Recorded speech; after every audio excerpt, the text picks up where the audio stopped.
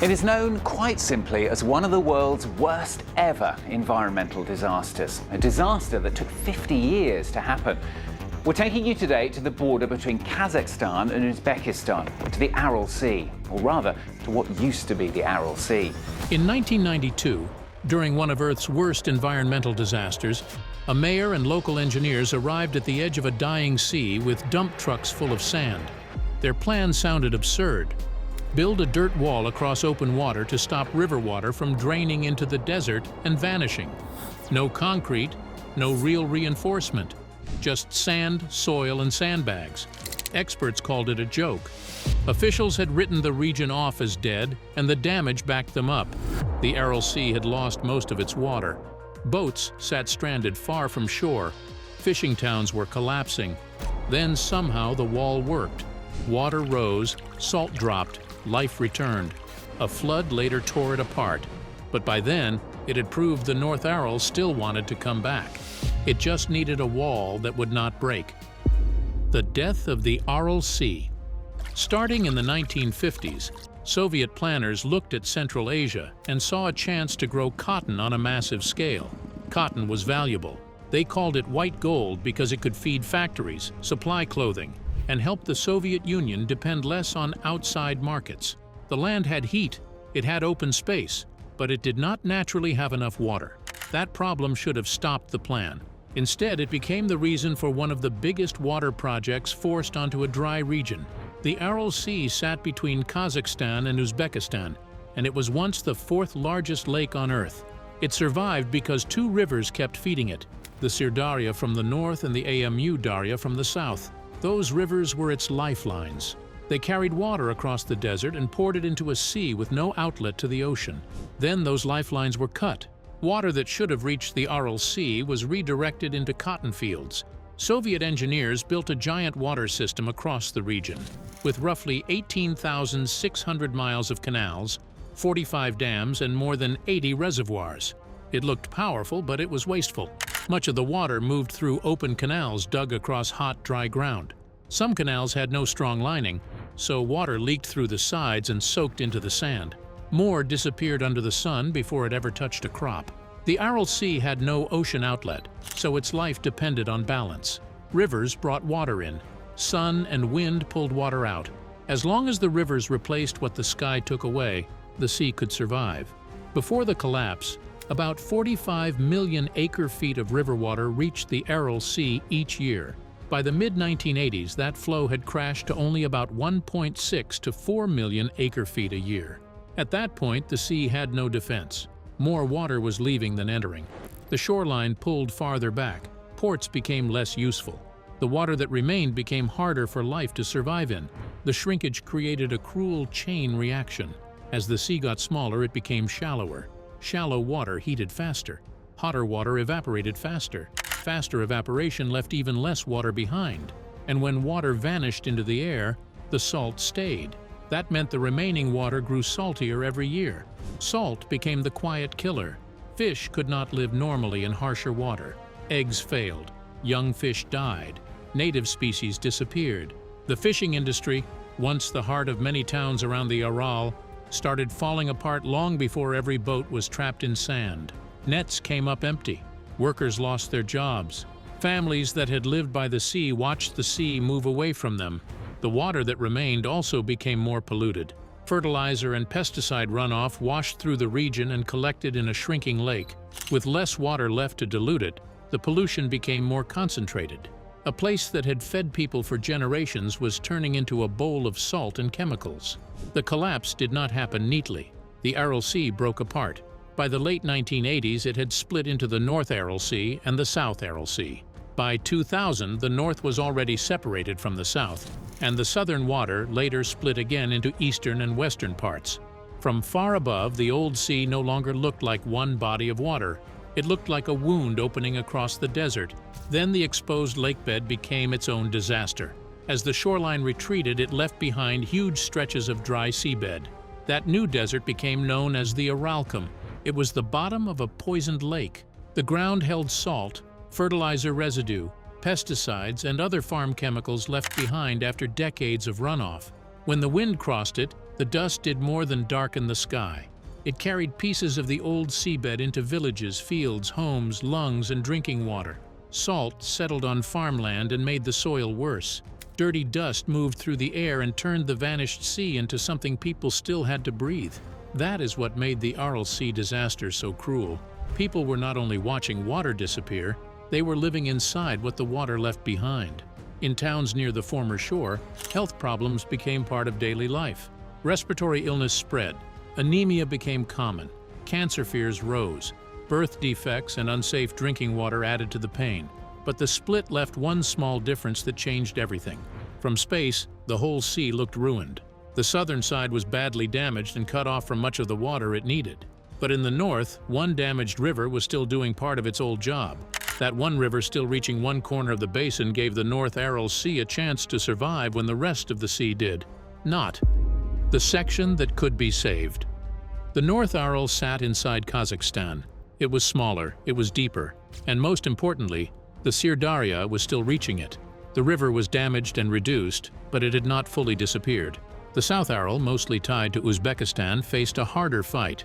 It was larger, shallower in many areas, and its main river, the Amu Darya, had been cut off from it. That difference changed everything. Saving the whole Aral Sea under the old water system was not realistic. Saving the North Aral was possible. The problem was that the North Aral still could not hold on to what little help it was getting. The Sirdarya brought water into the northern basin, but that water could escape south through the Berg Strait. Once it moved out of the North Aral, it spread into the wider southern basin, across shallow land where sun and wind could burn it away much faster. The easiest way to understand it is this. Pour water across a wide, flat tray, and it does not last long. Pour that same water into a deeper cup, and it stays. The North Aral was the deeper cup. The southern basin was the wide tray. The comeback was not about finding a new river or making water appear out of nowhere. It was about keeping the water already arriving in the place where it could do the most good. If the escape route could be closed, the Sirdarya's flow could stay inside the smaller northern basin. The water could build up instead of running away. The salt could become weaker. The sea could stop bleeding itself dry. That idea came from people who lived with the damage and understood the shape of the land. One of the local voices was Tanerbergen Darmanov, a deputy mayor in Aralsk, the old fishing town that was now stranded far from the water. Around him were local engineers and officials who saw what others had missed. The North Aral was not asking for a miracle. It needed its drain blocked. The first answer was rough. In the early 1990s, a low earthen dike was built across the Berg Strait. It was not a strong, modern structure. It was made from earth and sand, the kind of barrier people could build with the tools and money they had. It was not pretty. It was not meant to impress the world. But it did something that mattered. It held water back. For a time, the North Aral began to respond. The level rose. The salt became less harsh. Fishing began to stir again in places that had been written off. That was the first proof that the northern basin was not permanently dead. It still had enough life in the system to answer when the water was held in place. But the dike was weak. Wind, waves, and high water kept testing it. A barrier made from loose material could not be trusted forever in a place where spring flow and storms could change the pressure quickly. It had to be repaired. It had to be watched. And in the end, it could not hold. That failure could have killed the whole idea. But while the weak wall had failed, the idea had not. After that, the problem was no longer whether the North Aral could come back at all. The question was whether Kazakhstan could build something strong enough to hold the line. That required serious money, proper planning, better control of the Sirdarya, and support from outside Kazakhstan. The dam that saved the North. Kazakhstan worked with the World Bank on a serious plan to protect the North Aral and improve the river system feeding it. After years of meetings, studies, and failed short-term fixes, this was the first major effort that put real work on the ground where the damage had happened. The main piece of the project was the Kokaral Dam, completed in August 2005. It stretched about 8 miles across the break between the northern and southern parts of the old sea. The job of the dam was simple. It was built to separate the North Aral from the lower southern basin and stop the Sirdarya water from running away as soon as it arrived. But the dam could not be just a blind wall. The Sirdarya rises and falls throughout the year. During heavy spring flows, extra water can push hard against anything blocking its path. If the dam simply trapped everything with no safe way out, a strong season could break it apart. So the structure was built with controlled release points that could let extra water pass when needed. That made the wall smarter than the first rough barrier. Still, the dam was only the visible part. The quieter work behind it mattered just as much. The Sir Daria had been damaged by decades of heavy use. Water did not simply flow cleanly from the river into the sea. It had to pass through a system shaped by canals, fields, gates, channels, and old control points. If too much water was lost or slowed before it reached the North Aral, even the best dam could only do so much. So the project also worked on the river itself. It aimed to improve the way water moved through the Sir Daria Basin, strengthen water control, support nearby lakes and wetland areas, and help more of the river's flow reach the North Aral instead of being wasted upstream. That is why this project was different from the old failed attempts. It did not treat the North Aral like a lonely pool of water at the end of the desert. It treated it as part of a living system.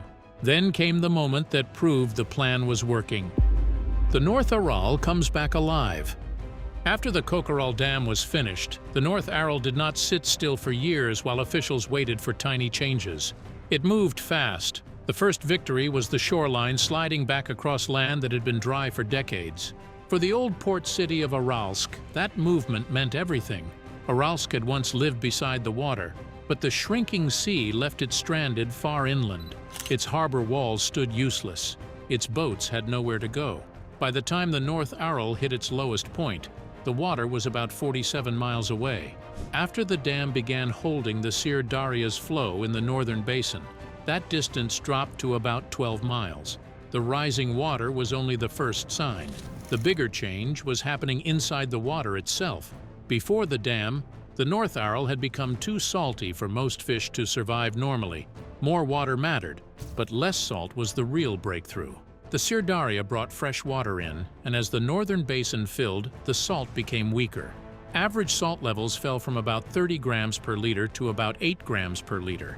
That drop changed the rules of life. Fish do not come back just because a place has water.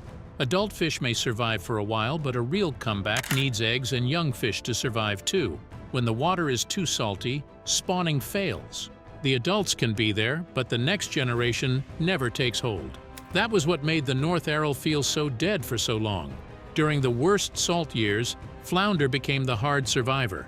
It could handle water that had become too salty for many native species.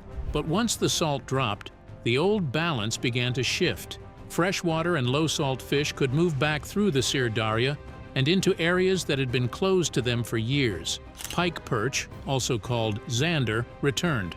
So did bream, roach, and carp.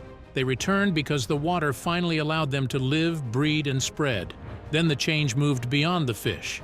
Along parts of the restored shoreline and the river delta, reeds and wetland plants began to matter again. Reeds may look simple, but in a recovering sea, they do serious work. They give young fish places to hide. They create nesting spots for birds. They hold moisture near the shore. They slow the wind close to the ground. They make the edge of the water feel less empty and less exposed. Birds followed the change. Pelicans and other water birds began using restored wetland areas that had once been salt, dust, and cracked ground. Their return was one of the clearest signs that the North Aral was no longer just holding water. It was supporting a food chain again. Wildlife around the northern shore also benefited from the return of water and wetland cover. A dry, poisoned edge gives animals little reason to stay. A living edge changes that. More moisture, more plants, and more prey can pull life back toward the shore. Even the air near the water began to feel different. The old Aral Sea had once helped balance the local climate. When so much of it vanished, the surrounding land became harsher. Winters grew colder. Summers grew hotter and drier. Dust had more open ground to cross, and the wind had less moisture and plant cover to slow it down. And once the fish returned, the recovery stopped being something measured only by scientists. It became something people could pull out of the water. The return of the fishing industry. On the North Aral, the proof came in the sound of small boats moving again. Nets went back into the water. Fish were hauled onto shore. Workers sorted the catch. Some went to local markets. Others moved toward processing plants to be cleaned, smoked, frozen, packed, and sent away.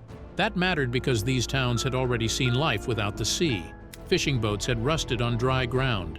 Shoreline communities had been pushed away from the thing that once kept them alive. Jobs disappeared. Families left. Young people had little reason to build a future in places where the main source of work had collapsed. After the dam changed the water, the catch in the North Aral grew several times over within a decade. In 2006, fishermen brought in about 1,500 U.S. tons of fish. By 2016, the catch had climbed to about 7,800 U.S. tons. For 2018, the fishing limit was set at about 9,000 U.S. tons. A fish caught in the North Aral now supports more than the person holding the net. It can give work to the person repairing gear, the person handling ice, the driver moving the catch, the workers at the plant, and the sellers looking for buyers. That is how a sea begins to matter again to a town. In Aralsk, fish processing helped bring commerce back to a place that had spent years being known for loss. Workers prepared fish for smoking, freezing, packing, and shipment. Some of the catch served local buyers. Some was sent farther away. Carp, pike, and other fish began reaching wider markets, including buyers in Europe. In villages near the small sea, the change reached homes directly. Tastubek became one of the clearest examples. It had been a place where the loss of water felt like the loss of a future. When fish returned, hope returned with them. Fishing became a real job again, not just a memory older residents talked about. Still, this was not a full return to the old Aral fishing world. The recovery was real, but it was smaller and more fragile than the giant sea economy that existed before the collapse. The North Aral had come back enough to support work again, but it still depended on one thing above everything else: enough Sir water reaching the basin. That is why fishermen still worry. A dry year can hurt. Upstream water use can hurt. Reservoir decisions can hurt. If not enough river water reaches the North Aral, the lake can shrink again. If the water level falls, salt can rise. When salt rises too much, fish struggle, and the whole chain begins to weaken. The North Aral's future depends on choices made far beyond the fishing boats. Water has to be managed carefully. The river has to keep feeding the sea. The same system that brought the North Aral back can also let it slip if people stop paying attention. But the comeback now faces its biggest truth. The North Aral can still grow, while the rest of the old sea may never return. The future of the Aral Sea. Kazakhstan is not treating the North Aral as a finished success. The country is already pushing toward the next stage, and this time the goal is not just to keep the sea alive. The goal is to make it stronger before the next dry years test it again. The new plan centers on the Kokaral Dam. Kazakhstan and the World Bank have been working on a second restoration phase that would rebuild and raise the dam, allowing the North Aral to hold more water than it does now. The target is to lift the water level to about 144 feet, expand the surface area to roughly 1,510 square miles, and increase the total water volume to about 27.6 million acre-feet. That sounds like a set of dry numbers, but the meaning is simple. A higher dam gives the northern basin more room to store water. More stored water can protect fish habitat when the weather turns dry. It can help keep the shoreline from falling back too quickly. It can also push the sea closer to old coastal areas that have spent decades looking across dry land instead of open water. But a taller dam alone is not enough. The dam can hold water, but it cannot create water. If the Sir is drained too heavily before it reaches the North Aral, the sea still loses. That is why the next phase also depends on what happens upstream. Kazakhstan is preparing more than 160 design plans to modernize and automate irrigation systems across the Turkestan and Kizilorda regions. The purpose is to stop wasting water before it ever has a chance to reach the sea. Old canals, poor control, and weak tracking can lose huge amounts of water in a dry region. Better systems can help send more of that saved water toward the North Aral instead of letting it vanish into the ground or air. That quiet work is already changing the story. Over the past 3 years, more than 4.9 million acre-feet of water flowed into the North Aral. Its volume rose from roughly 15.3 million acre-feet at the end of 2022 to about 18.6 million acre-feet by the end of 2025. That kind of gain does not happen by accident. It depends on river management, water-sharing decisions, and a serious effort to stop treating every drop as disposable. Still, The other side of the old sea tells a sad story. The South Aral has not followed the North's path. Its eastern lobe disappeared completely in 2014. Huge parts of the old seabed are still exposed. They still hold salt and dust. They still threaten nearby land and communities when the wind rises. In those places, the answer is not always more water.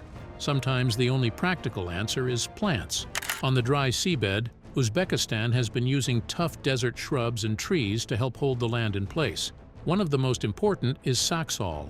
It can survive harsh, dry conditions, and its roots help grip loose sand. A single mature saxaul bush can stop about 4.5 US tons of moving sand. It can slow the wind so much that salt and dust have a harder time lifting into the air.